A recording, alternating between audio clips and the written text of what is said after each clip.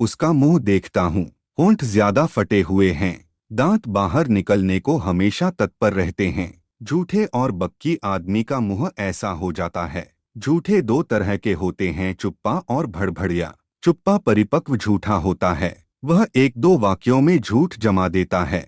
भड़भड़िया सोचता है अभी झूठ जमा नहीं, इसलिए वह उसके समर्थन में 8-10 वाक्य भड़भाड़ा कर बोल जाता है। इस धक्के से जबड़े फैलते जाते हैं। इसके जबड़े इसी तरह फैल गए हैं। इसका मुंह पके फोड़े की तरह है जिसमें झूठ का मवाद भरा है। जरा छेड़ने से मवाद बह निकलेगा। वह खांसकर गला साफ करता है। रुमाल मुंह पर फेरता है। लगता है गवाही देने नहीं आया, न्याय की बेटी को ब्याहने दूल्हा बनकर आया है। सरकारी वकील साधेस्थाए सवाल पूछता है और वह साधेस्थाए जवाब देता है। उसने अमुक आदमी को मृतक को लाठी मारते देखा था। उसे लाठी दिखाई गई जिसे उसने किसी पुराने दोस्त की तरह पहचान लिया।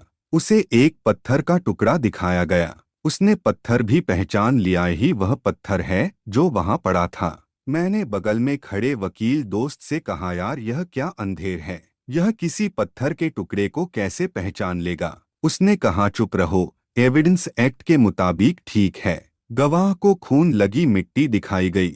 उसने मिट्टी को भी पहचान लिया। मैंने वकील दोस्त से कहा, यह तो बड़ा अचरज है, इसने मिट्टी को भी पहचान लिया। उसने कहा, चुप पर, एविडेंस एक्ट। मैंने सोचा अब वकील इसे शीशी में बंद एक मक्खी दिखाएगा।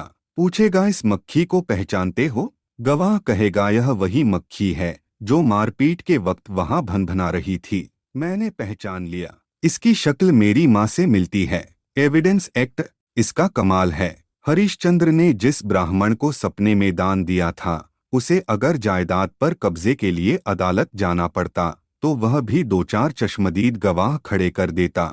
वे कहते, हमारे सामने इस विप्र को राजा हरिश्चंद्र ने दान दिया था। वकील पूछता, उस वक्त तुम कहाँ थे? वे कहते, हम भी राजा साहब के सपने में ही थे। बचाव पक्ष का वकील क्रॉस एग्जामिनेशन के लिए खड़ा हुआ। यह भयंकर चीज है। एक बार मेरे भी पलस्तर उखड़ चुके हैं।